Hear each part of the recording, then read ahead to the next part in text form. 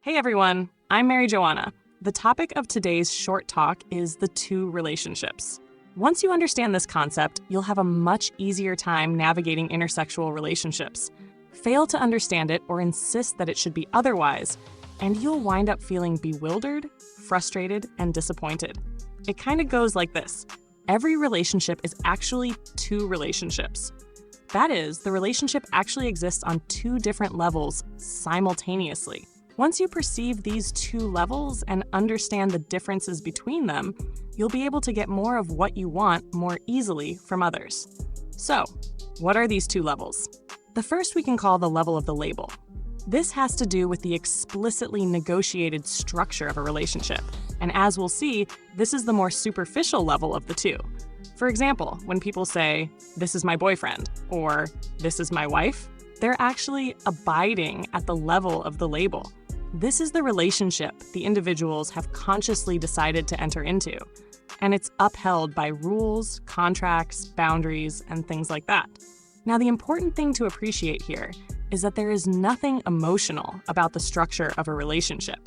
This is the level of negotiated self-interest, of privileges and responsibilities, of roles and expectations. This is what you get after you sign the contract or define the relationship. However, there's another level to every relationship. It's actually a deeper level, a more vital level. It's also a more chaotic and uncertain level, which is why so many people prefer to reside at the level of the label and use that as a proxy for the deeper relationship. We can call this second level the level of the bond, or the felt connection to another person. As cannot be repeated enough, these two things are not the same. Millions of people are married to those they don't really feel much for, and millions more feel a lot for people they're not married to. Do you understand? Of course, ideally, you have both at more or less equal intensity. You have a vital emotional connection with another human being that is protected and supported by the structure and boundaries of the relationship. Or, on the other hand, you have a non-existent relationship with someone you feel nothing for. In both cases, the structure of the relationship is elaborated to match the intensity of the bond. However, life is far from ideal. In my experience, it's far more common for these two levels to be out of balance in any given relationship.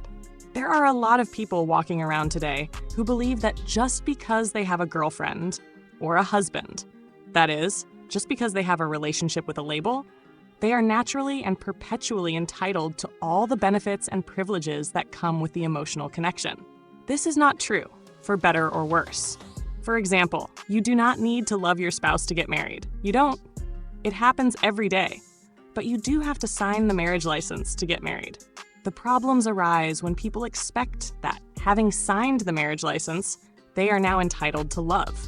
Or conversely, that having loved, they are now entitled to the marriage license. Two very different things. When the commitment serves as a proxy for the bond, then the felt connection suffocates and dies. This will either cause your relationship to fall apart, or, even worse, to become your prison. The joyless discharge of duty for which death is the only release. The reason why this doesn't work, as I've said, is that every relationship is actually two relationships. Entering into the one entitles you to the other, about as much as entering into a professional relationship with a business partner entitles you to a new best friend. If the two coincide, it's more of a fortunate accident than a foregone conclusion. As a result, it's much safer to consider the two as they exist in reality, functionally independent of each other. Again, ideally, you have both levels in equal proportion. However, if you had to prioritize one level over another, as is often the case in real-world relationships, it's a much better idea to prioritize the felt emotional connection with another person and to forgo the label. Why? Because it's feeling that motivates action. People do all kinds of things and make all kinds of sacrifices for the people they love, irrespective of whether those actions are reciprocated, irrespective of whether they're even in a relationship with the person in question.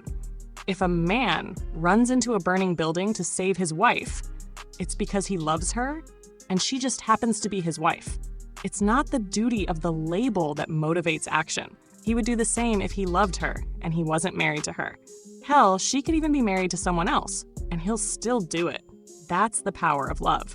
By the same token, a woman is much more likely to stay loyal to the man she loves, whether or not that's her husband. This is because, as I discuss in my book, things like loyalty and love are non-transactable goods. They cannot be bought or earned, and they laugh in the face of boundaries and restrictions. This is why they have nothing to do with the label. They have no place in the explicitly negotiated dimension of the relationship. If you want things like love and loyalty and dedication and enthusiasm, then you will get more of what you want by prioritizing the level of the bond in any given relationship. So, why don't more people do so? Because the felt emotional connection is unstable. It's the weather, always changing, always fluctuating. Unlike a commitment, which can be made once and for all, it never doesn't require effort and attention. So, it can be expensive and exhausting to monitor and maintain over time. As a result, as a relationship progresses, people tend to lean more and more on the structure.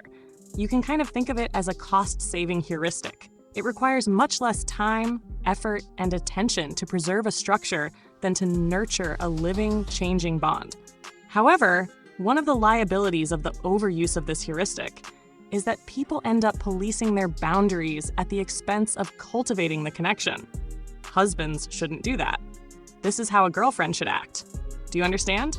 On the other hand, if these people were to prioritize the felt emotional connection, if their husbands and girlfriends felt a lot of love for them, then they probably wouldn't need to lecture their partners with respect to what they should or should not be doing.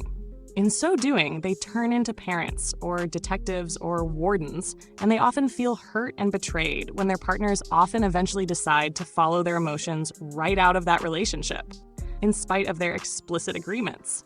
Those who don't want to put in the effort to kindle and maintain that emotional connection often lose by getting what they want, the label.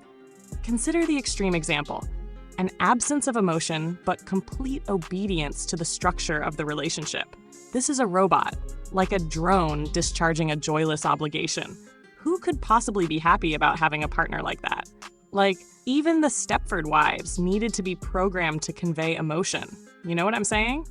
Believing that a relationship on one level entitles you to a relationship on the other is actually an abnegation of responsibility. On the other hand, those who attend to that emotional dimension generally don't have to worry about the label. This is because people are going to be loyal and devoted to the people that they love. Their behavior more or less follows their heart. People can resist their hearts, but they can't resist it without doing some degree of violence to themselves. They're either going to resist until they can't, or they're going to have to anesthetize or remove that part of themselves. And that kind of surgery is going to come with other consequences for a person's emotional economy as well. Take care of the felt emotional connection, and the structure often takes care of itself, but generally not the other way around. What do you think? Does this fit with your own personal experience? Let me know in the comments below. And please send this episode to someone who you think might benefit from its message, as it's word-of-mouth referrals like this that really help to make the channel grow. And as always, I appreciate your support and thank you for listening.